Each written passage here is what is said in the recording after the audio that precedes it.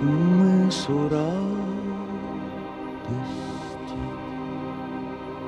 к скалам печали, к островам ли сиреневых птиц. Все равно, где бы мы не причалили,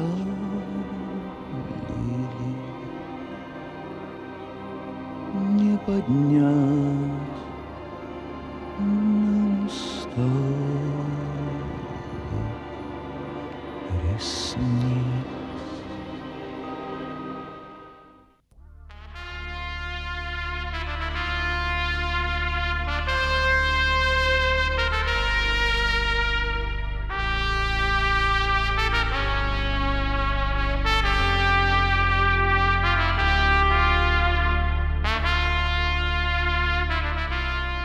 Бяда, Чубар, бяда. Померла Циля. Померла прямо у дорозе. Пахаваў жонку, хотел ехать далей, а тут самолет подстрелил нашего коня. А что зробишь без коня? Наши бабиновецкие евреи поехали далее, я застался, каб купить нового коня. Але где его теперь купишь? Вось мы и вертаемся домой у местечка. Усе познают, что я еврей. Хоть тут, хоть там. Так нехай гэта здарыцца у родным мястэчку. Бог сведка, і я нічога дрэннага людзям не рабіў.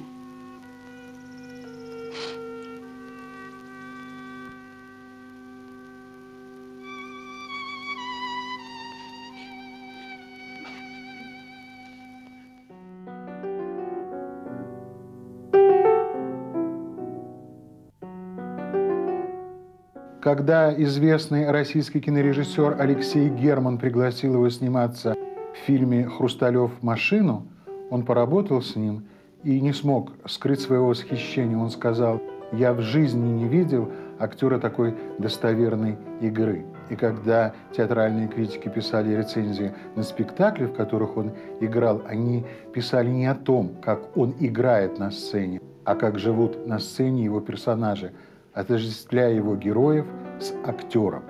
И это было так. Он играл очень лаконично, очень точно и всегда попадал в цель. Это талант.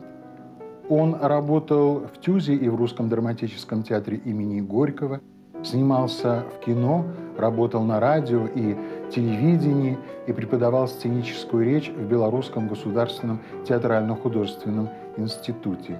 И все, что он делал, отличалось какой-то необыкновенной добротой. Оно было согрето все этой необыкновенной добротой. Она чувствовалась и в его глазах, в улыбке, в его речи в отношении к людям. У него было большое доброе сердце, и его любили за это, за его добрый талант и за его доброе сердце его заслуженного артиста ПССР Анатолия Кашкера.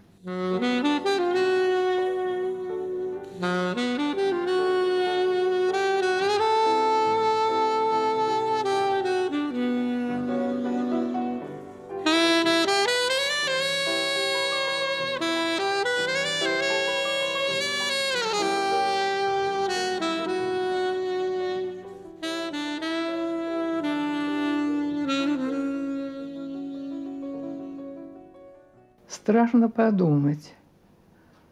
60 лет прошло с тех пор, как мы с Толей встретились в театральном институте. В 1948 году мы поступили на курс к Дмитрию Алексеевичу Орлову. Я очень хорошо помню Толика. Он был такой симпатичный парень, такой мальчишка, цыганистый, черный. Какой-то был такой вот прикрытый. И из него в первую очередь выходила ирония. Когда мы стали делать свои этюды, отрывки, уже было видно, что это будет характерный актер. И Дмитрий Алексеевич к нему очень хорошо относился. Поэтому он, наверное, и в театр раньше нас попал. Через Саню Григорьева в «Двух капитанах» его судьба связала с русским театром. В театре он замечательно играл по Распутину последний срок одного из сыновей главной старухи. Вообще он был очень хороший актер. Я помню, замечательно он играл. Был такой у нас спектакль «Баня» по Маяковскому. Замечательно он играл там. Толя был очень хозяйственный человек. У него были такие руки, он все умел. Если нужно, он проведет свет. Железо отпилить он отпилит. Все, что нужно, он мог сделать. Он к этому был приспособлен как-то природой. Хороший артист. Режиссеры его любили. Характерный артист.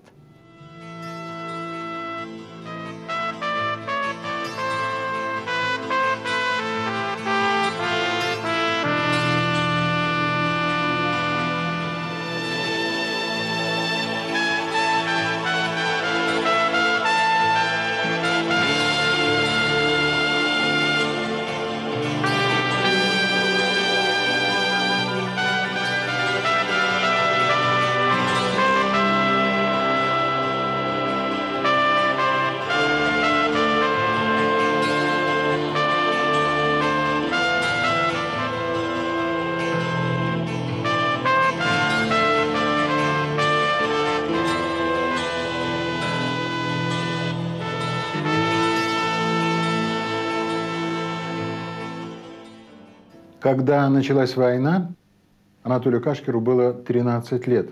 Вместе с другими мальчишками он работал в паровозном депо, чистил котлы и паровозные топки. Работа была очень тяжелой и опасной. Еще он работал как токарь и слесарь. В 1945 году указом Президиума Верховного Совета СССР он был награжден медалью за доблестный труд во время войны. Родился Анатолий Федорович Кашкер в селе Пречистое Ярославской области. Предки его отца, Федора Дмитриевича, были выходцами из Греции, а обосновались они в Мариуполе. Отец занимал очень высокий пост в железнодорожной системе СССР, а мама, Елена Григорьевна, была домохозяйкой. Она воспитывала Лешу и его сестру Галю. В Минске он появился в 1948 году. До этого была школа. Он поработал немного в Куйбышевском ТЮЗе и приехал в Минск. Посоветовала приехать ему в Минск в будущем народная артистка Беларуси Зинаида Ивановна Броварская. Он поступил в театрально-художественный институт в 1948 году и попал в очень хорошие руки. Он попал на курс замечательного актера и педагога Дмитрия Алексеевича Орлова, который был для него не только учителем, наставником, педагогом, но и лучшим другом до конца жизни. В 1950 году его приняли в труппу Государственного русского драматического театра имени Горького. Там он проработал 5 лет. Потом в 1956 году ушел на работу в ТЮЗ и затем вернулся опять в Русский драматический театр. Вот, собственно, вся его биография, если можно так выразиться, телеграфным стилем. Но за каждой строчкой этого стиля, этой биографии долгие годы интересной жизни, творческой работы, спектакли, премьеры, гастроли, друзья, любовь, семья, словом, жизнь.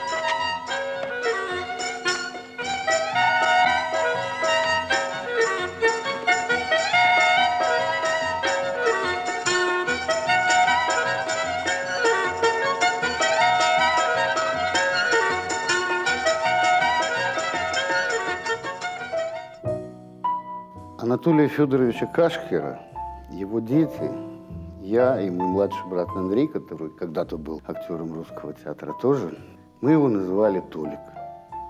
а маму нашу называли Аллочка. Я не могу разделить этих людей, поэтому, когда я вспоминаю отца, я вспоминаю маму. И самое главное, наверное, в жизни и для меня, и для моего брата, это то, что Толик был наш друг. Немногим детям так везет в жизни дружить по-настоящему с родителями. Когда в 1977 году у Толика Кашкера родилась внучка, моя дочь, я добыл книгу тогда очень популярного детского психолога доктора Спока о воспитании малышей. И в предисловии прочитал: детей не нужно воспитывать, с детьми нужно дружить. Я закрыл эту книгу и больше ее не читал, потому что я знал, как дружат с детьми. Главное качество Толика Кашкера – его необыкновенное умение дружить с людьми. Это просто был талант. Он дружил со всеми детьми, которые росли в этом театре. Поколение конца 40-х, начала 50-х годов.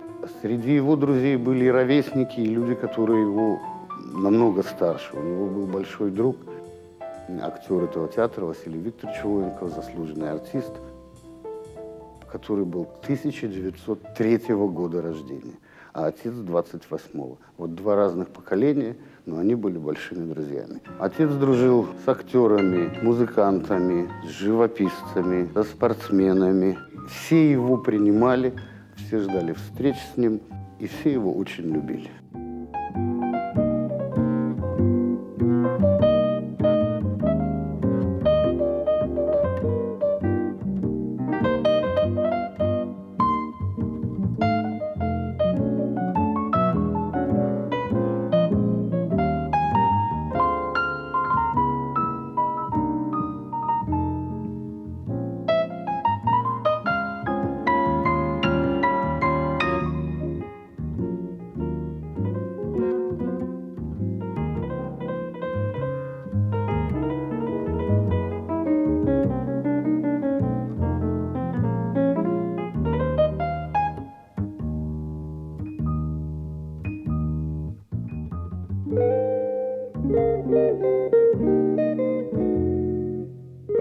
Много лет назад, когда я поступал в институт, на вопрос, кого из актеров русского театра вы знаете, я сказал почему-то первым Кашкер. А через некоторое время выяснилось, что Анатолий Федорович Кашкер – мой педагог по речи. И все эти годы я шел рядом с ним. Мы оказались в одном театре имени Горького. Анатолий Федорович стал не только педагогом, но и коллегой. Этот период нашей совместной работы в театре для меня был особым, потому что я всегда чувствовал руку, плечо педагога, который очень ненавязчиво, очень тактично, по-дружески помогал. Весь свой жизненный, профессиональный, педагогический опыт отдавал тем, кто рядом с ним. Как и с нашим еще одним педагогом Сидором Юрием Владимировичем, дядя Толя, как я его называл, они как бы охраняли меня, помогали мне делать вот эти первые актерские шаги. Моя благодарность и память об этом уникальном актере и человеке будет до конца моей жизни. И вот тот дух, который существует в театре, там, конечно, большая частица и души Анатолия Федоровича Кашкера, потому что его забыть невозможно ни его друзьям, ни зрителям, которые видели его здесь много-много лет.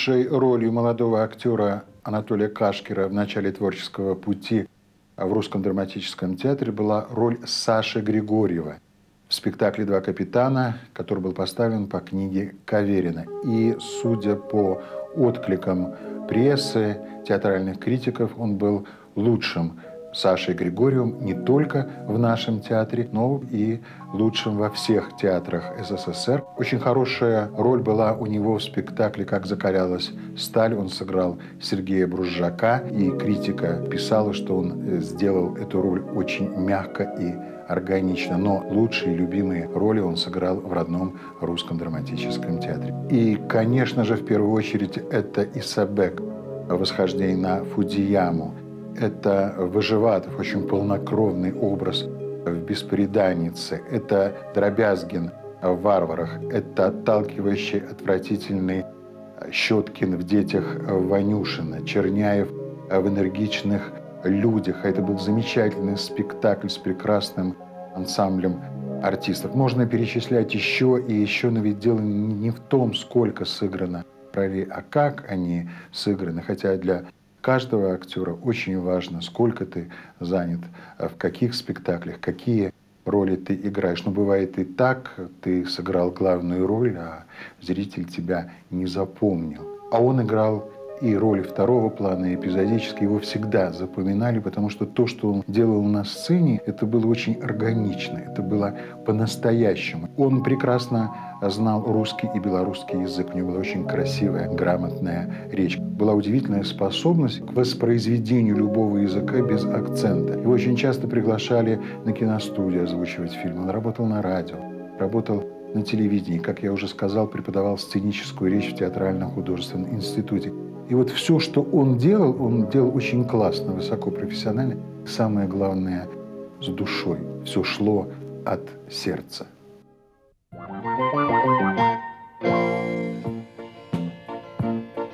І я хаджу по белым свете і гляжу, як вы живете. Калі трэба, памагу, бо я ўсё рабіць магу. Хто я, дед прадед, абышоў белый свет, а цяпер у ціхі час завітаў да вас. Хто я, дед прадед, абышоў белый свет, а цяпер у ціхі час завітаў да вас. Кашкер, по-моему, уникальный человек. Во-первых, он замечательно знал русский язык. И всегда поправлял, если находились невежи, ставящие ударения не там. Он очень хорошо реагировал на неправду театральную. Я ему задавал всегда такой провокационный вопрос, на который я знал ответ. Почти всегда. Ну, как то премьера у вас? Нормально прошла?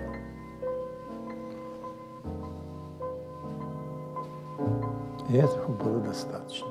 То есть лучше не спрашивать. Он пел эту замечательную песню «Кто я, дед Бородет», пел для моего сына, он был еще маленьким. После его ухода стало как-то пустовато. Потому что ушел человек, который не выходил из дому просто так. Он ходил, как бы вбирая в себя все то, что его окружает. Но всегда неизменно носил авоську, которая вот так вот раскладывалась и в карманчике здесь лежала. На всякий случай, выходя в город, имей предмет, в который можно положить что-то. Это тоже ему присуще. Если бы была людей, планета населена такого калибра, как Кашкер, то по Бабелю можно уже давно построить коммунизм. Он радовал всех. Это замечательное качество, которым был наделен от Бога человек. Кашкер создает ему такой ореол.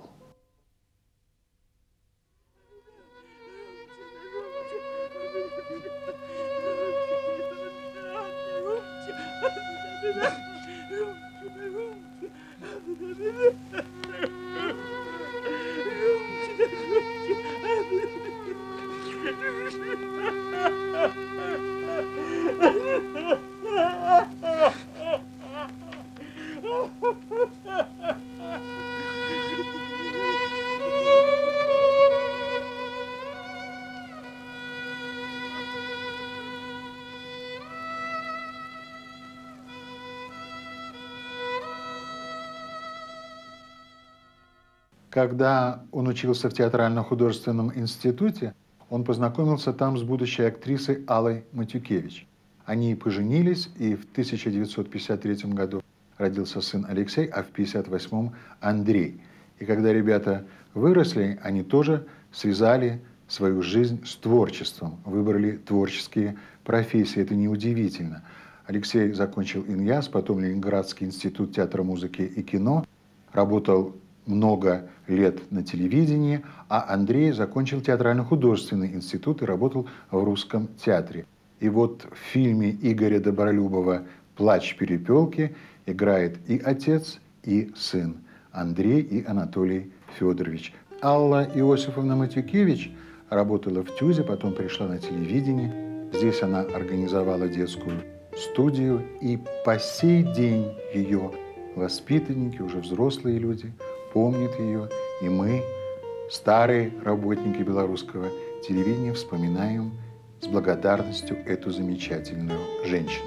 Я не зря сказал, что дети выбрали профессии творческие, потому что творчество, искусство – это был тот мир, в котором они жили. Это все присутствовало даже дома, на знаменитой кухне Кашкер, куда приходили известные артисты, режиссеры, художники. Это его друзья Владимир Маланкин, Юрий Сидоров, Юрий Тур, Август Милованов, Валерий Раевский. Это далеко не все его друзья, их было просто море. Юрий Сидоров, Владимир Маланкин и Анатолий Кашкер были заядлыми рыбаками. Это был целый ритуал, подготовка, сама рыбалка. Очень много было анекдотических случаев, связанных с рыбалкой. А Анатолий Федорович человеком был очень веселым, был прекрасным рассказчиком.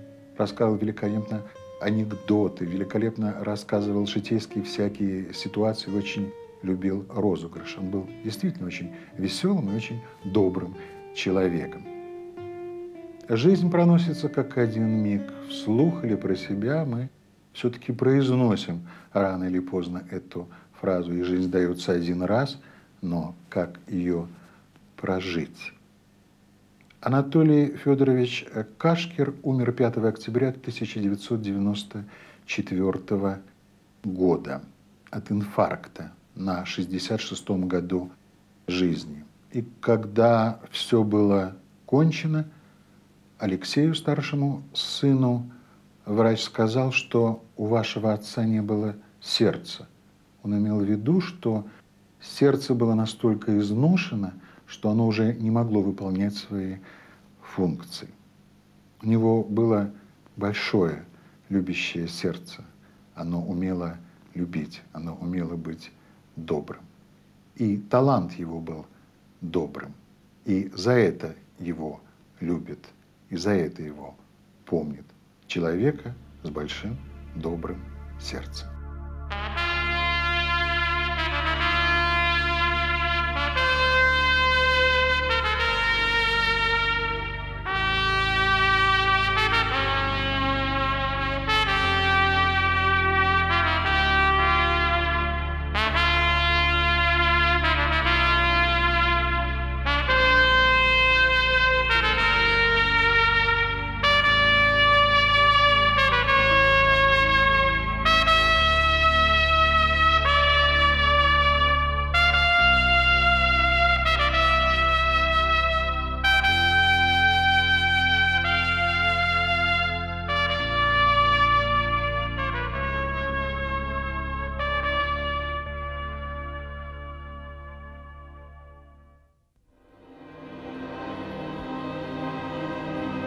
Все равно, где бы мы не причалили,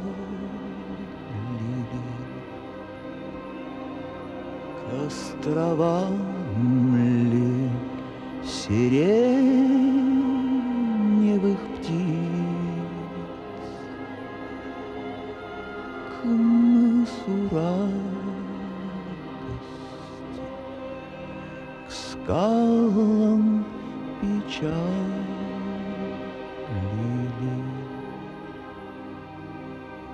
Не подняться